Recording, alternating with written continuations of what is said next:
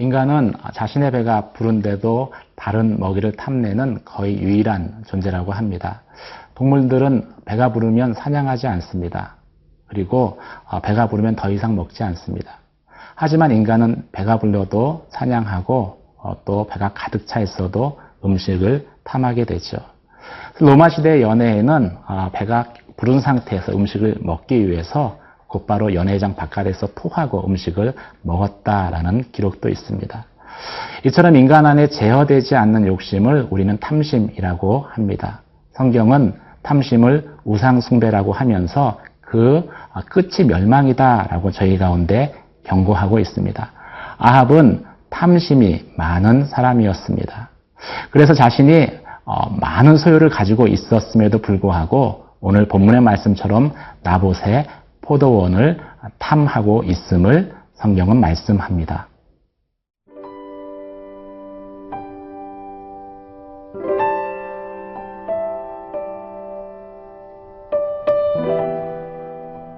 열왕기상 21장 1절에서 16절 말씀입니다. 그 후에 이 일이 있으니라. 이스라엘 사람 나봇에게 이스라엘의 포도원이 있어 사마리아의 왕 아합의 왕궁에서 가깝더니 아합이 나봇에게 말하여 이르되 네 포도원이 내 왕궁 곁에 가까이 있으니 내게 주어 채소밭을 삼게 하라. 내가 그 대신에 그보다 더 아름다운 포도원을 내게 줄 것이요 만일 네가 좋게 여기면 그 값을 돈으로 내게 주리라. 나봇이 아합에게 말하되 내 조상의 유산을 왕에게 주기를 여호와께서 금하실지로다 하니 이스라엘 사람 나봇이 아합에게 대답하여 이르기를 내 조상의 유산을 왕께 줄 수 없다 하므로 아합이 근심하고 답답하여 왕궁으로 돌아와 침상에 누워 얼굴을 돌리고 식사를 아니하니 그의 아내 이세벨이 그에게 나와 이르되 왕의 마음에 무엇을 근심하여 식사를 아니하나이까. 왕이 그에게 이르되 내가 이스라엘 사람 나봇에게 말하여 이르기를 네 포도원을 내게 주되 돈으로 바꾸거나 만일 네가 좋아하면 내가 그 대신에 포도원을 내게 주리라 한즉 그가 대답하기를 내가 내 포도원을 네게 주지 아니하겠노라 하기 때문이로다. 그의 아내 이세벨이 그에게 이르되 왕이 지금 이스라엘 나라를 다스리시나이까. 일어나 식사를 하시고 마음을 즐겁게 하소서.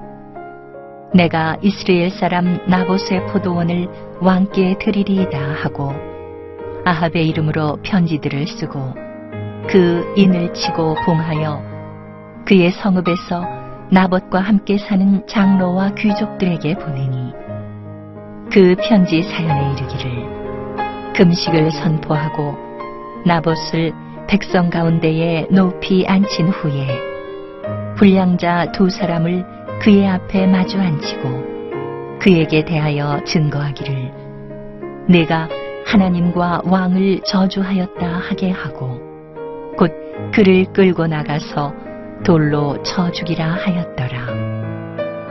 그의 성읍 사람 곧 그의 성읍에 사는 장로와 귀족들이 이세벨의 지시 곧 그가 자기들에게 보낸 편지에 쓴 대로 하여 금식을 선포하고 나봇을 백성 가운데 높이 앉히매 때에 불량자 두 사람이 들어와 그의 앞에 앉고 백성 앞에서 나봇에게 대하여 증언을 하여 이르기를 나봇이 하나님과 왕을 저주하였다 하매 무리가 그를 성읍 밖으로 끌고 나가서 돌로 쳐 죽이고 이세벨에게 통보하기를 나봇이 돌에 맞아 죽었나이다 하니 이세벨이 나봇이 돌에 맞아 죽었다 함을 듣고 이세벨이 아합에게 이르되 일어나 그 이스라엘 사람 나봇이 돈으로 바꾸어 주기를 싫어하던 나봇의 포도원을 차지하소서.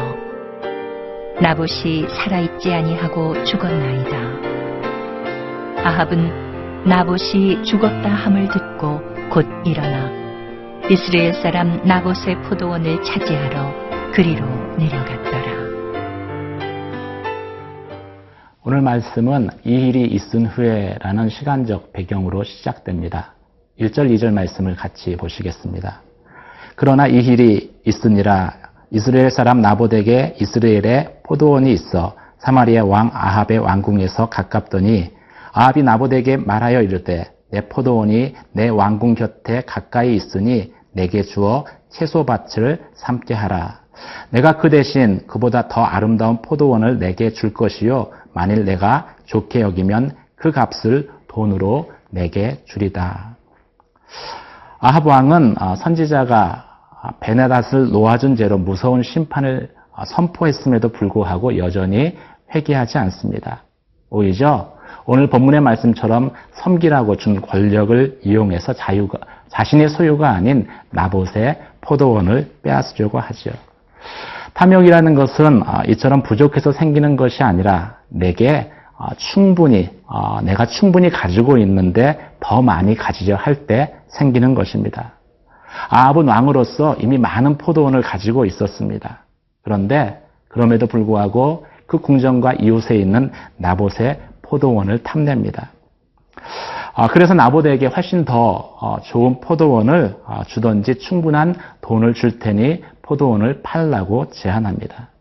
그런데 문제는 나봇이 이를 거절했다는 것입니다. 나봇이 아합의 제안을 거절한 이유는 포도밭은 자신들의 조상들이 유업으로 받은 것이기 때문에 파는 것을 여호와께서 금하셨기 때문이라고 말합니다.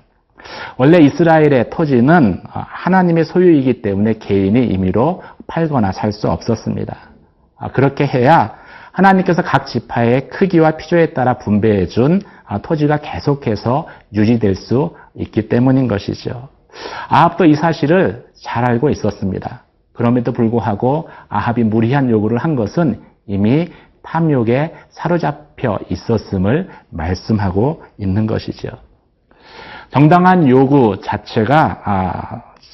욕구가 생기는 것 자체가 죄는 아닐 것입니다. 만약에 식욕이 없다면 저희는 굶어 죽을 수밖에 없기 때문인 것이죠.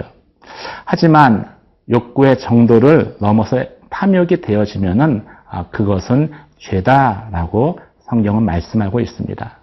그래서 내 안의 욕구가 정당한 것인지 아니면 탐욕에 의한 것인지를 잘 분간하는 것이 너무나 중요하죠.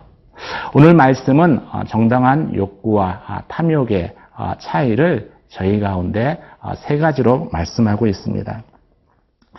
첫째, 내 것이 충분한데도 남의 것들이 눈에 들어오면 대부분 탐욕에 의한 것입니다. 아합은 훨씬 더 많은 포도밭과 재산을 가지고 있었음에도 불구하고 나봇의 포도원을 탐낸 것은 탐욕으로 말미암은 것이죠.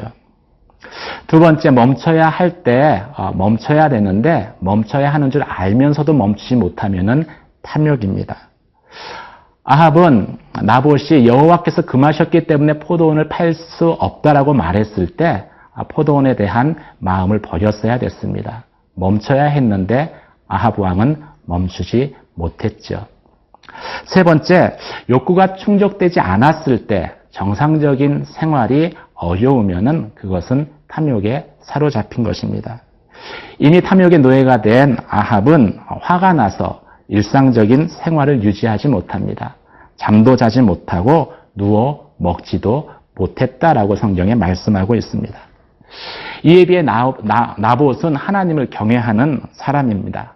그래서 자신 안에 있는 욕심을 잘 다스리죠. 만약 나봇이 신실한 사람이 아니었다면 아마 아합 왕의 제의를 기쁘게 받아들였을 것입니다. 경제적으로 큰 이익을 취할 수도 있었고 또 당대의 최고 권력자와 아주 긴밀한 관계를 맺을 수 있는 기회였기 때문이죠. 그런데도 이 굴러들어온 기회를 아합은 하나님의 말씀을 지키기 위해서 거절합니다. 과감하게 차버린 것이죠. 눈앞의 탐욕 때문에 하나님의 말씀이라도 헌신짝처럼 버리는 현 세태 속에서 말씀 때문에 자신의 욕심을 포기할 수 있는 나봇과 같은 신앙이 얼마나 귀한지 모르겠습니다. 사랑하는 성도 여러분, 아합처럼 살지 마시고 나봇처럼 사시는 저와 여러분이 되시기를 주님의 이름으로 축원합니다.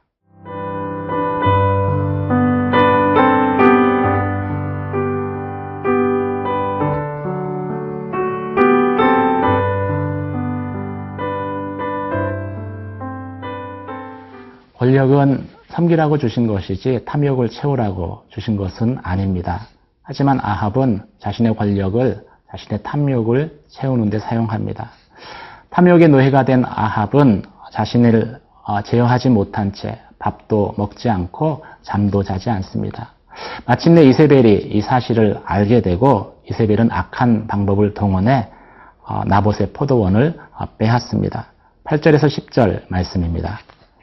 아합의 이름으로 편지들을 쓰고 그인을 치고 봉하고 그의 성읍에서 나봇과 함께 사는 장로와 귀족들에게 보내니 그 편지 사연에 이르기를 금식을 선포하고 나봇을 백성 가운데에서 높이 앉힌 후에 불량자 두 사람을 그의 앞에 마주 앉히고 그에게 대하여 증거하기를 내가 하나님과 왕을 저주하였다 하게 하고 곧 그를 끌고 나가서 돌로 쳐 죽이라 하였더라.